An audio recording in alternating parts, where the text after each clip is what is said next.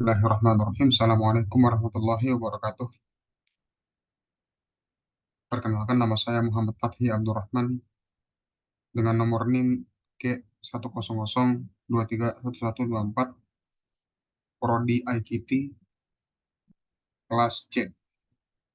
Insya Allah akan saya bahas terkait dengan pengembangan materi pembelajaran. Hakikat materi pembelajaran. Materi ajar atau learning materials disebut juga bahan ajar. Bahan ajar adalah segala sesuatu yang menjadi isi kurikulum dan harus dikuasai oleh siswa sesuai dengan kompetensi dasar dalam rangka pencapaian standar kompetensi setiap mata pelajaran tertentu dalam satuan pendidikan tertentu. Materi pembelajaran dapat dibedakan menjadi pengetahuan atau knowledge, keterampilan atau skill, dan sikap atau attitude. Materi ajar menurut Merrill tahun 1977 yaitu fakta, konsep, prosedur, dan prinsip. Fakta maksudnya adalah segala hal yang bisa ditangkap oleh indera manusia berupa data dari keadaan yang nyata yang telah terbukti kebenarannya, contohnya ibu kota Indonesia di Jakarta. Konsep atau itu disebut abstrak, entitas mental universal yang menunjuk pada kategori atau kelas dari suatu entitas, kejadian atau hubungan. Contoh konsep anak laki-laki. Prosedur adalah serangkaian aksi yang spesifik, tindakan atau operasi yang harus dijalankan atau dieksekusi dengan cara yang baku atau sama agar selalu memperoleh hasil yang sama dari keadaan yang sama. Contoh prosedur pembelajaran.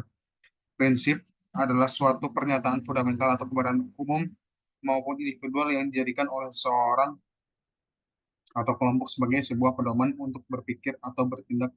Contohnya prinsip radiasi. Materi ajar lain adalah keterampilan. Keterampilan adalah daya tampung seorang individu melakukan beragam tugas dalam satu pekerjaan. Keterampilan ada dua, keterampilan intelektual yang menuntut aktivitas mental dan keterampilan fisik yang menuntut keutuhan fisik. Materi ajar menurut Taba ada 4, fakta khusus, ide-ide pokok, konsep, dan sistem berpikir.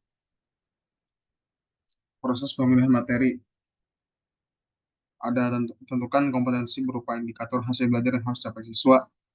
Apabila siswa diminta untuk menemukan nama, kapan, dan suatu pribadi, maka materi itu fakta. Contoh, tokoh Pramanto Indonesia adalah Soekarno-Hatta.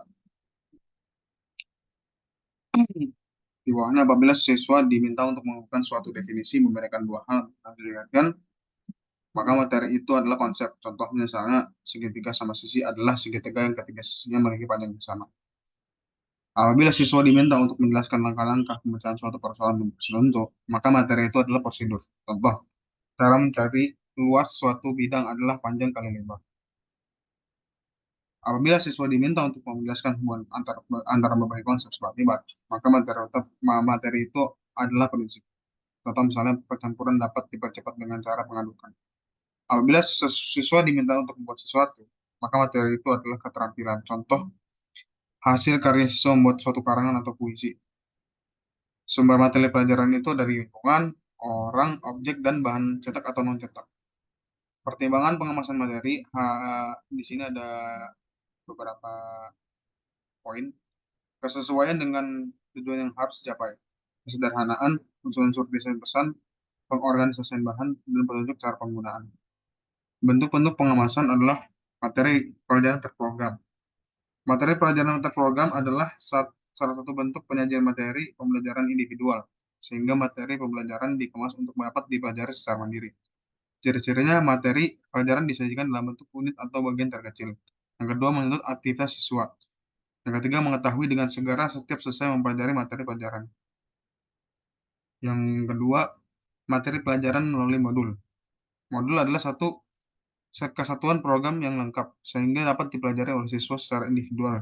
Berisi minimal satu, tujuan yang harus dicapai, kedua, petunjuk penggunaan, yang ketiga, kegiatan belajar, yang keempat, rangkuman materi, yang kelima, tugas dan latihan, enam, sumber bacaan, tujuh, item-item tes, yang kedelapan, kriteria keberhasilan, yang kesembilan, dan terakhir kesembilan, uji jawaban. Yang ketiga adalah materi pelajaran kompilasi. Kompilasi adalah bahan belajar yang disusun dengan mengambil bagian-bagian yang dianggap perlu dan berbagai sumber belajar dan menggabungkannya menjadi satu kesatuan untuk belajar siswa. Penyusunannya mempertimbangkan satu, ketentukan tujuan, dua, kemukakan secara ringkas bahan yang dikompilasi, tiga, jelaskan petunjuk, empat, buatlah alat tes, dan kelima, penyekat antar bahan. Oke, jadi itu yang bisa saya sampaikan. Ada yang ingin saya sampaikan terkait dengan materi apa namanya yang sudah saya buat bersama teman-teman, yaitu metode menghafal Al-Quran dengan menulis lauhah papan.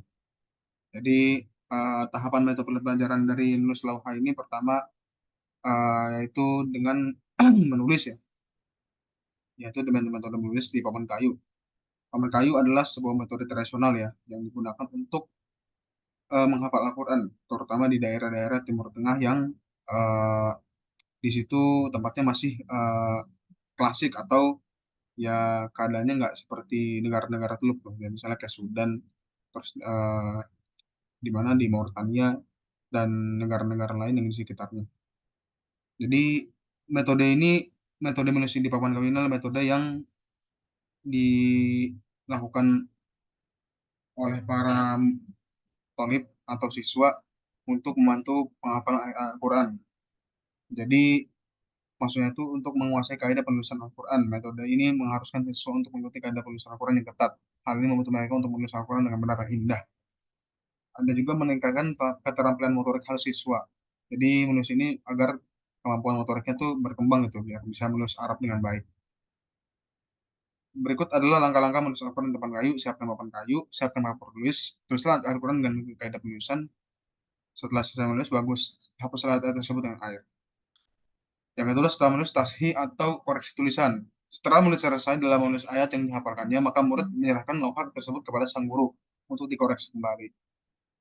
Terus dia ketiga membaca di depan guru. Jadi ketika itu guru mendengarkan bacaan si murid ini dengan mengoreksi salah benar dan salahnya dari sisi tajwid, taksin, mat dan lain sebagainya.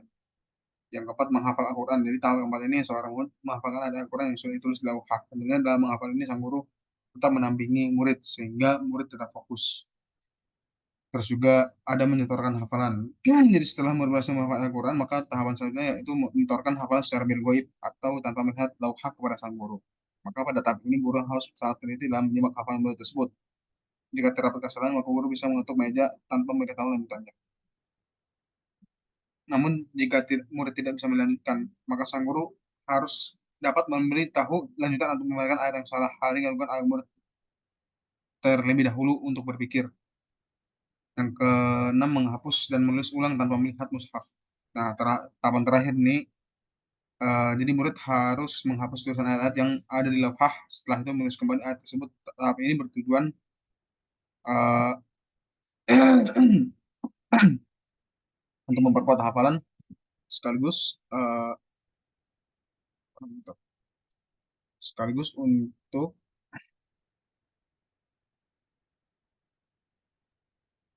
melatih murid dalam menulis tulisan Arab dengan kaidah yang benar. Setelah itu, guru bisa kembali baca tulisan tersebut agar terhindar dari kesalahan.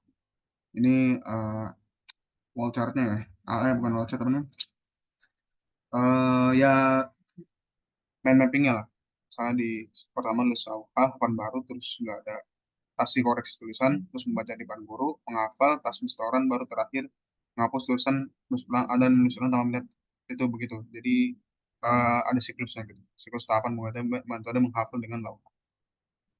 Jadi mungkin itu saja yang dapat saya sampaikan. Kurang lebihnya mohon maaf. Mudah-mudahan menjadi bermanfaat. Assalamualaikum warahmatullahi wabarakatuh.